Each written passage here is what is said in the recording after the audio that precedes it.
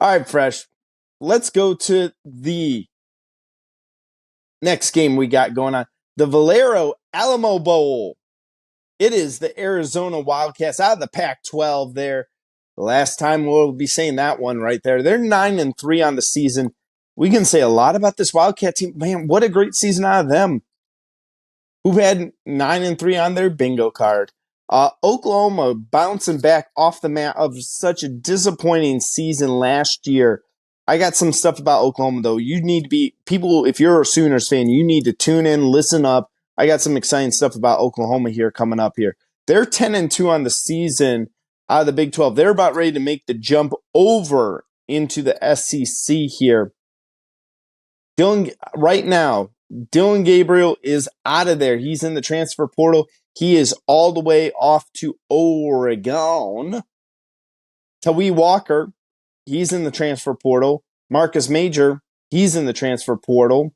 Anthony, the wide receiver, is out. They got some offensive linemen in the portal right now. Oklahoma, we're going to see what happens with them going there. Arizona, not a lot of your players are in the portal or opting out. At the time of record here, Fresh, I am only seeing 3 guys who are possibly out, and one is only a possible transfer, and that's Jacob Cowing. We'll see if he actually opts out right now, but Fresh, this is looking like Arizona's going to be at full strength in this football game. And it's our first look at Jackson Arnold. That's the first thing I have here is Jackson Arnold time. Like he's got, he's played in spots throughout the regular season, but now this is his chance. And it kind of worries me. It's going to be like Cade Klubnik last year with Clemson when he got his first start in the title game was one thing, but then his first real bowl start, his first ever true start was in the Orange Bowl. He played a lot in the championship game, but he got his first true start in the Orange Bowl, and Tennessee beat the trash out of him. Is Arnold going to be ready after a couple of weeks of practice to be able to go in here and take on a team that has a chip on their shoulder and wants to prove something? This isn't going to be that easy walk-in ball game for somebody who, you're playing, Southwest Missouri State University or, the Mudcats from down there in Southeast Louisiana State. You're playing a quality opponent. How fast does Arnold pick up the offense and be able to flow, especially with all the opt-outs and losses? You mentioned a couple, but the real problem is that entire starting offensive line for Oklahoma is not playing in this game. You have 2 opt-outs and 3 guys are in the transfer portal. Who's going to be blocking? Where's the depth of that offensive line? How is that going to be tested in this football game to protect for the quarterback, but also open up holes in the running game? This is going to be a lot of focus on the coaches.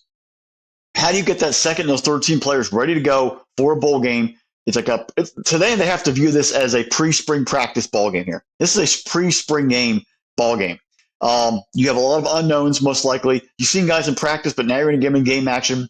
How do the offensive line, flow together? How do they communicate? How do they block? How do they take the calls and the signals? This is going to be some real intense stuff that they're going to have to try to coach them through. So expect to see some mental errors from the offensive line just because they probably haven't played a lot together in big game action that actually means something.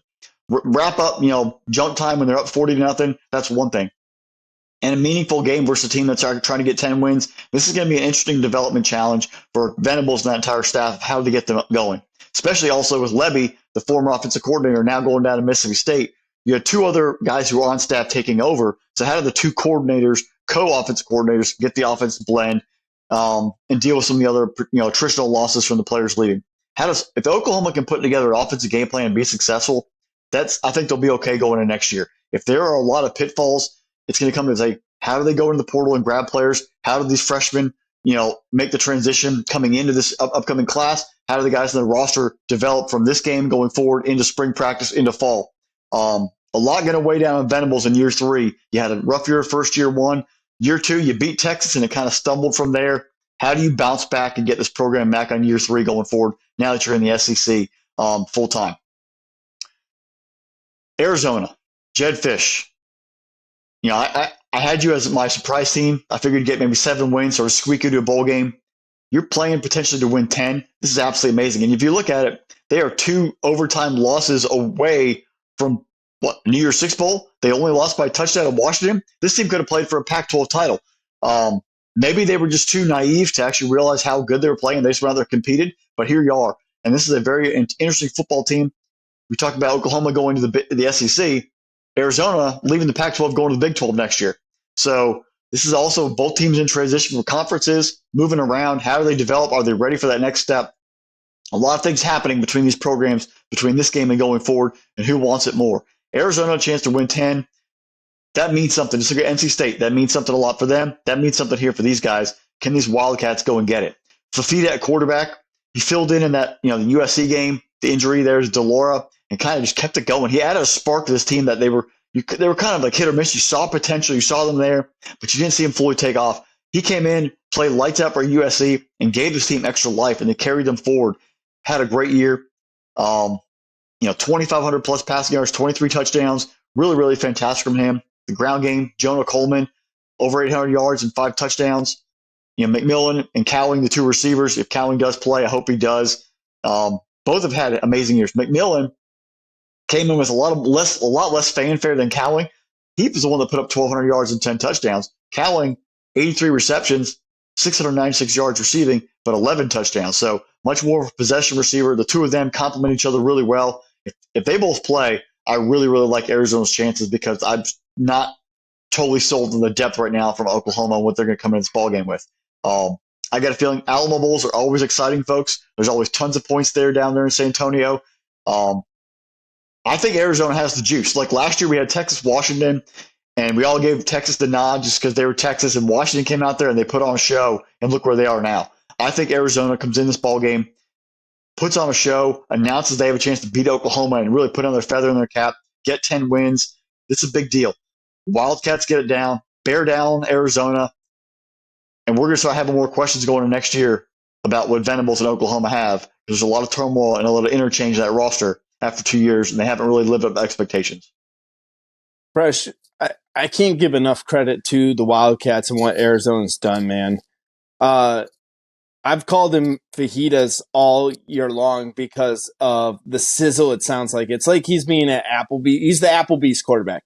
And this is not a bad thing either. Like, Noah, I'm not saying that to be facetious on you or anything like that. I'm talking about when you're at Applebee's, and the only thing I can think of is when they bring the fajitas around to your table and you can hear the sizzle. That's how hot this guy's been. And this is remarkable. The thing is, everyone's going to point at the 23-5 touchdown interception ratio, which is remarkable. I'm going to point to the 73% completion rating, almost 74% on the year. Kid is accurate. He's deadly with it. And the kid's also only a freshman this year. Like, just think about how much better this kid can get over the next couple of years. I really hope that this is a type of kid, and I know everyone's going to say the right thing, and they're always going to say, like, I'm fully committed to Arizona, and I'm fully committed to Wildcat Nation. I'm going to stay here, blah, blah, blah, blah, blah. And then all of a sudden, someone backs up a bag or a truck or something like that with a lot of NIL money, and all that loyalty that you said that you had is no longer there. I really hope he stays. Coleman, going to be interesting. The wide receivers create an interesting matchup challenge for Oklahoma, but I think Oklahoma is up to the test in this one here as well.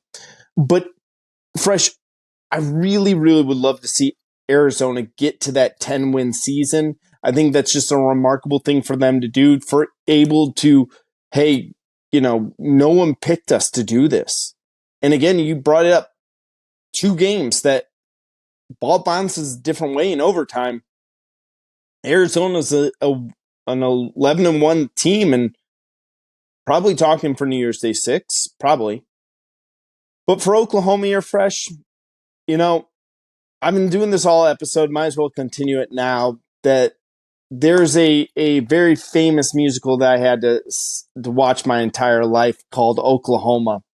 And in the musical Oklahoma, it leads off with, there's a bright golden haze on the meadow. There's a bright golden haze on the meadow. And the corn is as high as the elephant's eye. And it looks like it's climbing clear up to the sky. Oh, what a beautiful morning, Fresh. Oh, what a beautiful day. That's what Oklahoma fans should be singing. Oklahoma. Let me tell you, I told you should need to be excited about something. There is a golden Hayes in front of you. The sun is rising in the east for the Oklahoma Sooners program here. I know this is going to sound weird. They're like, we're 10-2. How in the world is there a golden haze on the horizon for us? And his name is Jackson Arnold. I think Jackson Arnold is one of the best quarterbacks in this class here. Having him having an opportunity to go up against a very good Arizona team, a very respectable team, is amazing. But not just Jackson Arnold. Jackson Arnold's only one man. He's only one quarterback. He can't do it alone. Fresh, we talked about this guy when he committed to Oklahoma, and he goes by the name of Gavin Sawchuk. You watch Gavin Sawchuk. He's another freshman from Littleton, Colorado. We talked about this guy. We talked about his track level speed. This kid is blazing fast. He is going to be one of the fastest players in the SEC next year. Oh, and in the last 4 games, he's gone over 100 yards in every single one of those games and has 5 touchdowns on the season. This kid is the real deal. Those two, just those two, I get it. You have problems with the transfer portal in the bowl game there. You still got a good wide receiver there in Drake Stoops. You take a look at, I'm checking real quick here. It looks like Nick Anderson is going to be playing in this game. You take a look at your two leading receivers there. I mean, Fresh, if I'm Oklahoma and I got Nick Anderson, the freshman, there's a bright golden haze on the meadow. Oklahoma, you should be excited. There is a nice golden haze on the meadow for 2024. Oklahoma, be excited. I don't know if you're going to win this football game, but you know what it's going to be? It's going to be a really good Alamo Bowl. It's going to be a lot of points like you said there. Fresh, the over-under right now is set at 62.5 right now. I think what this is going to do, Oklahoma's going to be excited. And then you're going to go into spring football. And then you're going to get more excited because these guys are going to really perform. You're going to talk yourself up. You're going to say Brett Venables is doing this. We're going to address the offensive line through this way and that way and what have you. Oklahoma's going to get talent. Oklahoma's never not going to have talent. They'll be really good. And I think you can put together a good offensive line at Oklahoma regardless. Just remember when you're walking in and you're saying that oh, what a beautiful morning in 2024, you heard it here first. Perhaps I would really appreciate if you could take that same, beautiful voice you just displayed for us, and if you could sing Dylan Rayola's commitment to Nebraska poem in that same voice, that would just make my night. That would be hilarious and be perfect. You're right. Oklahoma will always have players, but the depth in a short situation for one game is going to be tested, and we're going to see who wants to be a Sooner and who wants to show up. And that's going to be something also on the coaches of how quickly can they get them ready to play against a very good football team. They're not playing Eastern Michigan. All due respect to Eastern Michigan, you're playing an aggressive Arizona team, and who wants it in this ball game? That's going to be tested. All right, Fresh. It'll be a fun one. And remember, it's a free show, so if I'm going to sing the Dylan Rayola poem, we're going to have to put behind a paywall or something. Or please.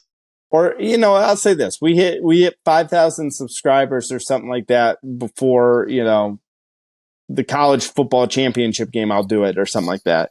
But